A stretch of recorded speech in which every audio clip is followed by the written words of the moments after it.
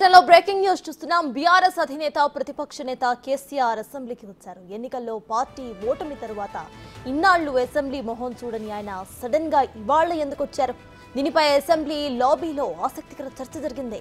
Budget ప్రవేశపెడుతున్నారనా లేక తన సభ్యత్వం పోతుందన్న భయంతోనా అంటూ కొందరు చర్చించుకున్నారు.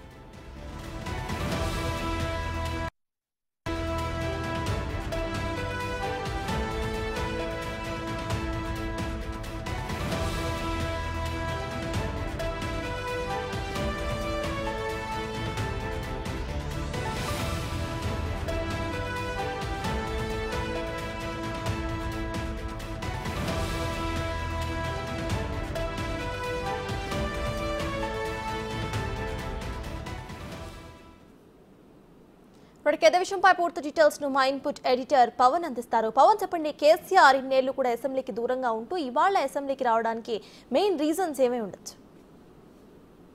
సర్తాజ్ మూడోసారి అటు తెలంగాణ అసెంబ్లీ కొలువైంది. కాంగ్రెస్ అధికారంలో చేపట్టిన తర్వాత మొట్టమొదటిసారిగా డిసెంబర్ 9వ తారీఖున మొదటి అసెంబ్లీ సెషన్ ప్రారంభమైంది. 6 రోజుల పాటు అసెంబ్లీ సమావేశాలు జరిగాయి. ఆ తర్వాత రెండోసారి ఫిబ్రవరి 9వ తారీఖు నుంచి 17వ తారీఖు దాకా జరిగింది. ఈ 9 రోజుల పాటు ఈ సెషన్ కూడా కొనసాగింది. కానీ 2 సెషన్లో కూడా అక్కడ తెలంగాణ అసెంబ్లీలో వాడి వేడి వాదనలు కొనసాగాయి. అటు మేడిగడ్డ కావచ్చు, పవర్ పాయింట్ రాష్ట్ర ఆర్థిక పరిస్థితి మీద శ్వేతపత్రం విడుదల సందర్భంగా అటు బీఆర్ఎస్ కాంగ్రెస్ నేతల మధ్య తీవ్ర వాగ్వాదాలు జరిగాయి. ఆ సమయంలో రేవంత్ రెడ్డి పదే కోరుతూ ఉన్నారు, ఈ సభలో ప్రతిపక్ష నేత కేసీఆర్ ఆయన సభకు హాజరు కావాలి, ఆ సభ్యుల అనుమానాలకు ఆయన సందేహాలకు అన్ని నివృత్తి చేయాలంటూ పదే కోరినప్పటికీ కూడా సభ ముఖం చూడలేదు. కేవలం ఫిబ్రవరి 2వ తారీఖున మాత్రం అసెంబ్లీకి వచ్చిన కేసీఆర్ అక్కడ స్పీకర్ ఛాంబర్లోనే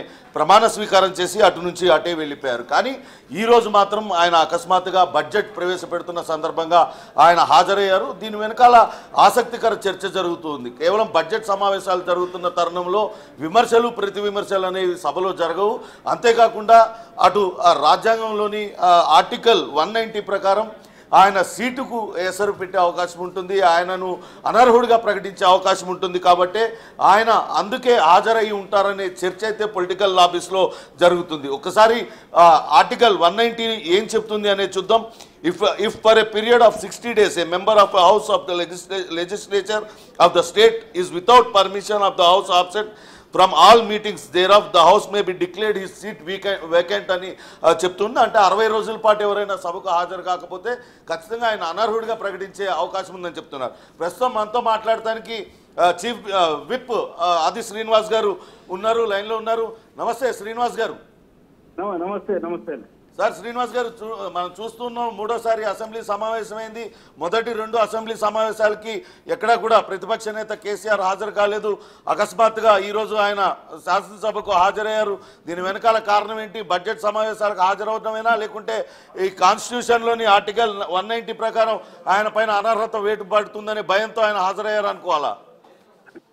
ఇప్పుడు అనారోగ్య వీటు ఒకటి కావచ్చు, ప్రజలలో పరిచయం అయిపోతున్నావు, పోకపోతే ఇప్పటికి 2 అసెంబ్లీ సమావేశాల్లోని రావచ్చు. లేదంటే ఇక్కడ రేవంత్ రెడ్డి గారి ఆలోచనతోని ముఖ్యమంత్రి గారు బట్టి విక్రమార్క ఉప ముఖ్యమంత్రి గారి ఆలోచనతోని లేదా ప్రజారంజక బడ్జెట్ పెడుతుంది, ప్రజలలోకి వెళ్ళిపోతుంది, ఒకసారి వెళ్ళాలనే ఆలోచన కూడా వచ్చి ఉండొచ్చు అనేది ఆలోచన. ప్రధానంగా వారు అసలు అంటే మీరు అన్నట్టు టెక్నికల్ గా తెలుసుకుంటా 60 రోజులకు రాకపోతే సభ్యత్వానికి ఇబ్బంది అని కూడా రావడానికి అవకాశం ఉందనేది నేను ఆ కోణంలో ఆలోచన చేయలేను. ఒకవేళ అది ఉంటే కూడా ఉండొచ్చు, రాకపోతే వారికి సభ్యత్వం రద్దు నోటీస్ ఇస్తారా అనేది సాంకేతికపరమైన అంశం, దాన్ని చూడాలి. ప్రధానికి ఈరోజు మొదటిసారి 6 రోజుల పాటు అసెంబ్లీ సమావేశాలు జరిగాయి. రాష్ట్ర ఆర్థిక పరిస్థితి మీద కానీ, విద్యుత్ కొనుగోళ్లు, మేడిగడ్డ వీటిలన్నిటిపైన శ్వేతపత్రాలు విడుదల చేశారు. దాన్ని గట్టిగా బీఆర్ఎస్ వాళ్ళు అపోజ్ చేశారు. ఆ సమయంలో ముఖ్యమంత్రి రేవంత్ రెడ్డి గారు స్వయంగా అనేక సార్లు కోరారు అటు ప్రతిపక్ష నేత రావాలని. అప్పుడెప్పుడు రాని కేసీఆర్ ఇవాళ రావడాన్ని ఏ రకంగా చూడాలంటారు? నేనేమనుకుంటున్నా, మీరు అన్నట్టు 60 రోజులు వరుసగా రాకపోతే సభ్యత్వం పోయే అంశంలో కోణంలో వచ్చిరా అనేది ఒకటి సాంకేతిక పరంగా చూడాలి. రెండో ప్రధానంగా ఈ రోజు బడ్జెట్ ప్రవేశపెడుతున్నాం, పూర్తిస్థాయి బడ్జెట్ ప్రవేశపెడుతున్నాం.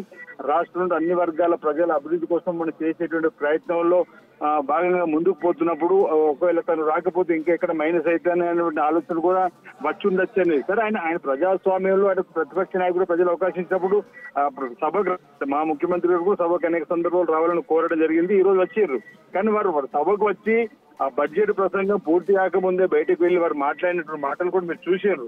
ఈ బడ్జెట్ డొల్లతనమని, బడ్జెట్ కు బోగస్ అని, అదే మరి ఈ 2,90,159 ఈరోజు బడ్జెట్ ప్రవేశపెట్టినాము. ఇంచుమించు 70,000 పైచీల కోట్లు రైతును రారా చేయడం కోసం ఏర్పడినటువంటి బడ్జెట్ లో ఒక్కొక్క రంగానికి మీరు చూసారు. వ్యవసాయ రంగానికి ఈ విధంగా 77 కోట్లు, 31,000 కోట్లు రైతు రుణమాఫీ కోసం మనం పెట్టడం జరిగింది. ధాన్యం కొనుగోలు చేసి గతంలో లాగా 45 రోజులు కాకుండా 2 రోజులకే 7,170 ధాన్యం కొనుగోలు కేంద్రాలను ఏర్పడేసి 10,556 కోట్లను 2 రోజుల్లో రైతులకు వేసినటువంటిది. ఈరోజు ఈ రైతులకు సంబంధించిన అంశంలో ఈ విధంగా ముందుకు పోతున్నాం కాబట్టి వాళ్ళు వచ్చేదో ప్రజలలో వ్యతిరేకత భావన పార్టీకి రాకుండా చూడడానికి కోసం వచ్చినట్టుగానే మేము భావిస్తున్నాము.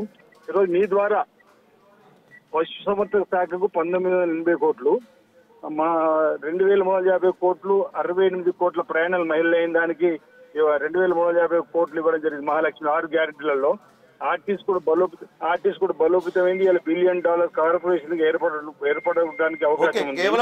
కేవలం ఆయన మీ బడ్జెట్ పైన విమర్శలు చేయడానికే ఈ రోజు అసెంబ్లీకి హాజరయ్యారని మీరు అంటున్నారు, అంతేనండి? ఒక్క విషయం చెప్తా. అదే నేనేమంటున్నా, ఈ బడ్జెట్ పైన విమర్శలు చేయడానికి ఇది డొల్లా అన్నాడు, ఇది బోగస్ అనే ఒక వర్డ్ అన్నాడు కదా.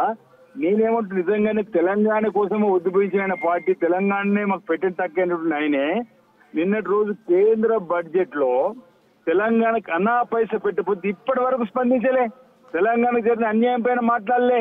కానీ ఇదే రేవంత్ రెడ్డి గారు ఇక్కడ మా గౌరవ ముఖ్యమంత్రి గారు, మా ఉప ముఖ్యమంత్రి గారు జనరంజక ప్రజా సంక్షేమంకు పెద్దపీట వేస్తూ, రైతులకు పెద్దపీట వేస్తూ, పిల్లలకు పెద్దపీట వేస్తూ ఈరోజు సంక్షేమం ఓ కన్ను అయితే అభివృద్ధి ఓ కన్ను లాగా చేయాలని చెప్పిన తప్పొద్దు చేసినటువంటి దాన్ని విమర్శలను చూస్తే ఏ విధంగా చూడాలి మనం?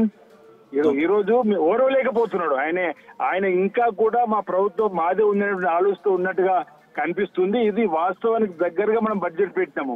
ఇది వాస్తవానికి దగ్గరగా బడ్జెట్.